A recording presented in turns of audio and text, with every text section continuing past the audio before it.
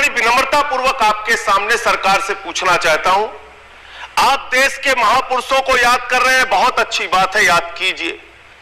अहिंसा के पुजारी राष्ट्रपिता महात्मा गांधी को धर्म संसद बुलाकर उत्तराखंड में अपमानित किया जाता है मान्यवर, मध्य प्रदेश में अपमानित किया जाता है मान्यवर, छत्तीसगढ़ में अपमानित किया जाता है मान्यवर। मैं कहना चाहता हूं, अगर यह सरकार गोडसे की विचारधारा पर चल रही है तो मुझे कुछ नहीं कहना, लेकिन अगर गांधी के प्रति जरा भी सम्मान है तो उन लोगों के खिलाफ मुकदमे दर्ज करके उनको जेल के सीखचों के पीछे डालना चाहिए। यह राष्ट्रद्रोह है मान्यवर। बापू का अपमान हो रहा है। दुनिया के किसी देश में चले जाइए, आप कहते हैं हम भारत से आए, लोग कहते हैं गांधी जी के देश से आए। उस महात्मा गांधी का अपमान इस देश में हो रहा है मान्यवर, आजादी के 75वें साल में, और सरकार खामोश, प्रधानमंत्री जी खामोश, कोई उसकी चर्चा नहीं करते, क्योंकि कहीं ना कहीं भारतीय जनता पार्टी जिस विचारधारा से आती है वो विचारधारा गोडसे को महिमा मंडित करने की विचारधारा है, गांधी के विपरीत काम करने वाली विचारधारा है। दूसरी बात मान्यवर, सबका साथ सबका विकास का जिक्र किया गया। एक तरफ आप सबका साथ सबका विकास का जिक्र करते हैं, दूसरे तरफ आपके नेता उत्तर प्रदेश के मुख्यमंत्री कहते हैं, आदित्यनाथ जी भाषण देते हैं, यूपी का चुनाव 80 और 20 पर होगा, 80 और 20 पर होगा। ये 80 और 20 क्या है? मैं आपसे पूछना चाहता हूं बड़ी विनम्रता पूर्वक, वो कोरोना की महामारी में जो लाखों लोग मारे गए वो 80 में आते हैं कि 20 में आते हैं? वो किसान जो 1 साल तक सड़कों पर बैठा रहा, 750 किसान शहीद हो गए, वो 80 में आते हैं या 20 में आते हैं? वो खुशी दुबे उत्तर प्रदेश की बेटी जो 1.5 साल से जेल में सड़ रही है, वो प्रभात मिश्रा जिसका फर्जी इनकाउंटर हो गया, वो हाथरस की बेटी जिसको रात में 2 बजे जला दिया गया, वो नौजवान जो लाठियों से पीटे जाते हैं मान्यवर, वो 80 में आते हैं या 20 में आते हैं? ये 80 और 20 में हिंदुस्तान को बांटना बंद करो, गरीब बच्चों के फीस पे चर्चा करो, तरक्की पर चर्चा करो। आप किस ओर हिंदुस्तान को लेकर जाना चाहते हैं? क्या आप करना चाहते हैं? आपने श्रेष्ठ भारत कहा, 17वें पॉइंट को मैं पढ़ रहा था मान्य, श्रेष्ठ भारत, और इस श्रेष्ठ भारत के साथ आप क्या कर रहे हैं? माननीय गृह मंत्री जी बयान देते हैं मुजफ्फरनगर में जाके, दंगे याद है ना? हाँ, 4 मिनट बोल चुके हैं। मान्यवर प्लीज 2 मिनट में करें। 2 मिनट में कंक्लूड। आप ऑलरेडी 4 मिनट बोल चुके हैं। मान्यवर मैं बड़ी विनम्रता पूर्वक आपसे कहना चाहता हूं, हमारे देश के गृह मंत्री इस भाषण में श्रेष्ठ भारत की बात कही गई। वो भारत श्रेष्ठ है, श्रेष्ठ था, श्रेष्ठ रहेगा, लेकिन उस श्रेष्ठ भारत को आप दिन रात पाकिस्तान से डराते हैं। बिहार का चुनाव होता है, पाकिस्तान से डराते हैं। यूपी का चुनाव होता है, पाकिस्तान से डराते हैं। पंजाब का चुनाव होता है, पाकिस्तान से डराते हैं। अरे पाकिस्तान से डराना बंद करो। हम 130 करोड़ हिंदुस्तानी हैं, हम किसी पाकिस्तान से नहीं डरते। अगर भाजपा के लोगों को डर लगता है तो चुनाव प्रचार में निकलना बंद कर दीजिए, लेकिन पाकिस्तान की चर्चा चुनाव में मत कीजिए। दुनिया में महात्मा गांधी एक बहुत बड़े महान महात्मा थे। क्या इस 75 साल में हमारी जिम्मेवारी नहीं थी क्या कि पूरी दुनिया महात्मा गांधी को जाने? कोई नहीं जानता, माफ करना मुझे। पहली बार जब गांधी फिल्म बनी तब दुनिया में क्यूरियोसिटी हुई, अच्छा ये क्या कौन है? हमने नहीं किया जी। दोस्तों, एक तरफ से वन रैंक वन पेंशन को लेकर इसमें भाजपा सरकार पर टिप्पणी करते नजर आए हमारे दबंग सांसद संजय सिंह। दूसरी तरफ से हमारे देश के पीएम मोदी का कहना कि ये वही कांग्रेस है 2014 से पहले की महात्मा गांधी की नेतृत्व वाली कांग्रेस में, इसमें कभी भी वन रैंक वन पेंशन को लेकर जिक्र नहीं किया गया। अब इसमें भाजपा सरकार ने कुछ दिन के लिए वन रैंक वन पेंशन पर जो ब्रेक लगा है, इस पर सभी विपक्षी दल यहाँ पे टूट पड़े हैं। जी हाँ साथियों, आगे इसमें देखिए वीडियो में, वन रैंक वन पेंशन महंगा बता, इसमें आप सभी का 3% डी के साथ 18 माह एरी का पैसा जल्द ही, इसमें 4 लाख रुपए का पैसा जल्द ही सभी कर्मचारी पेंशन धारकों के खाते में जमा होगा। आगे देखिए इसमें वीडियो में क्या कहा है। वित्त मंत्री द्वारा इसमें आज के 5 बड़े फैसले सभी के सामने आने वाले हैं। वीडियो को शेयर करें। नमस्कार, धन्यवाद। Today the briefing pertains to a cabinet decision of yesterday, where the cabinet has approved for the issue of Government of India guarantee up to 30,600 crores for the security receipts which will be issued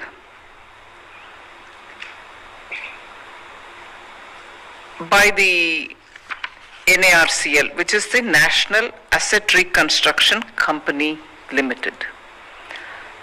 You are aware that in the budget of 21-22, I had announced the intention of setting up an asset reconstruction company with also an asset management company so that we can consolidate and take over the existing stressed assets, the debts, and thereafter manage and dispose of them to buyers so that we can realize the value of these stressed assets. If I can just go to a slightly detail of the background. You remember that in 2015, asset quality review had happened of the banks. That was essentially for cleaning up and fully provisioning bank balance sheets, which revealed very high incidence of non-performing assets. Everybody is aware of the story. The government came up with a strategy of 4 Rs.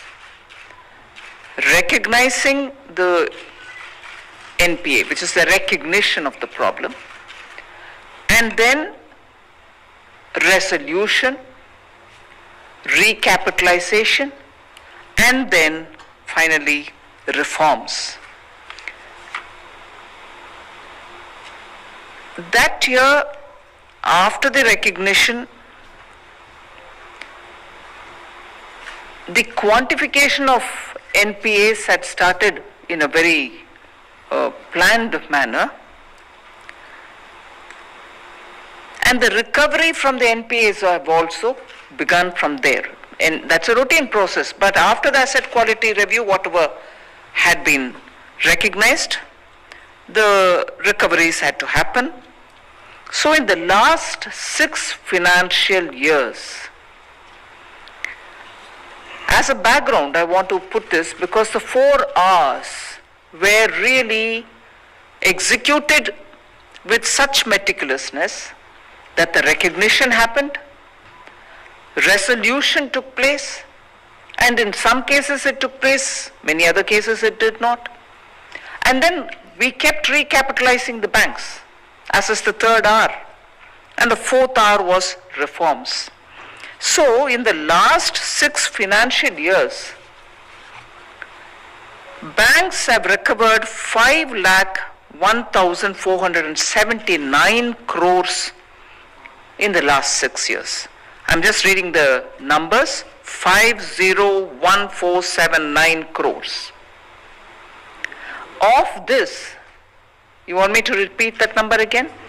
5,01479 crores. Of this, 3.1 lakh crores have been recovered since March 2018. Since March 2018, 3.1 lakh crores have been recovered. The total I read out was 5 lakh odd. In 18-19 alone, a record of 1.2 lakh crores were recovered. Recoveries included even those which were recovered from so-called written off. You have this written off, which every now and then becomes a debatable point for people who don't understand writing off in the banking parlance. So 5,01,479 in total recovery crores in the last 6 financial years. 3.1 lakh crore were recovered since March 2018. 1.2 lakh alone 1.2 lakh crores alone was recovered in a single year, which is 2018-19. And I also want to highlight, this includes 99,996 crores which were recovered only from written off assets such as Bhushan Steel, SR Steel and so on. So the Asset Quality Review 2015, then go on to talking about the 4 Rs and then also looking at recovering from NPAs. All this has been happening. So keeping in line with the 4 Rs, recognition, resolution even as they are happening, recapitalization. I just want to draw your attention that in 2017-18, government infused 90,000 crores. And in 18-19, 1.06 lakh crores. So 17-18, 90,000 crores. 18-19, 1.06 lakh crores. 19-20, 70,000 crores. 20-21, 20,000 crores. And in the budget speech of 21-22, which is the latest, we had said that the government will infuse 20,000 crores to the banking sector in this financial year, 21-22. So of the 4 Rs, recognition, resolution, even as they were happening, recapitalization has also happened. Reforms, I will not get into the details, but I'll just flag off. Bank mergers, managerial reforms, bringing cooperative banks under the RBI, several supervisory action framework for primary cooperative banks, and so on. Since 2014, creating the Bank Board Bureau, strengthening asset reconstruction companies which existed, creating also a framework for key performance indicators for the banks, and strengthening of risk management practices. So reforms, I can go further to say willful defaulters were not sanctioned at additional benefits for the bank's sake. Willful defaulters have also been debarred from accessing capital markets to raise funds. These are all reforms which were carried out in order that the banking sector improves. The jurisdiction of the Debt Recovery Tribunal was increased from 10 lakh to 20 lakhs so that the DRTs can focus on high value cases. 6 new DRTs have been established so that recovery can be fast. So if under the reforms, the capitalization, bank mergers, managerial reforms, fraud detection, in that I'll just highlight the large frauds. Frauds are detected as a continuous process, but the large frauds, say of 100 crores or more, have an average lag time of about 57 months. That's the average, I mean. So, big frauds which have happened 57 months earlier were all getting detected. As a result, some people would say, how is it that there are more NPAs now? NPAs are not born overnight. Particularly NPAs resulting out of 100 crores or more do have their lag time. And finally, I did say for the 4th R, reforms as bank mergers, managerial reforms, fraud detection, fraud prevention steps were also taken quite a lot with the RBI on course. The Fugitive Economic Offenders Act of 2018 is showing a lot of result in getting people from outside. And the last highlight before I get to the subject of the cabinet clearance is because we kept very closely looking at the managerial and also professionalism in the banks. Banks in 2018, just 2 of the 21 public sector banks were profitable. In 2018, just 2 out of 21 public sector banks were profitable. I'm happy to say 2021, meaning 2020, 2021, only 2 reported loss for the full year, that is. Incidentally, banks have also been raising monies in the public, equity and debt. Because as we go with the 4 Rs, banks are today able to come out of the prompt corrective action. They are also making profit. They are also going over to raising money from the markets. I'll just give you a couple of examples so that I can tell you why I had to tell you this story from 2015. Union Bank of India raised 1,447 crores through QIP in July 2021. Canara Bank has raised 2,500 crores in August 2021. Bank of India has announced a QIP for about 3,000 crores.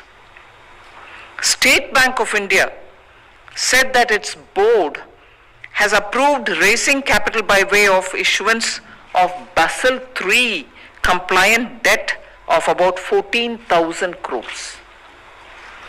So a total of 58,697 crores are raised by the public sector banks, both as debt and equity, and of which 10,543 crores are equity alone. So banks are not waiting for the government to infuse equity. They are going to the market and on their own standing raising equity and also debt.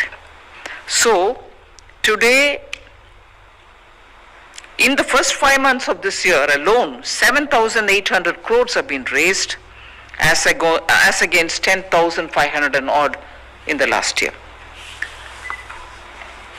So if I started with 2015, asset quality review, recognition, resolution, recapitalization and reform, today we see that the banks have come out.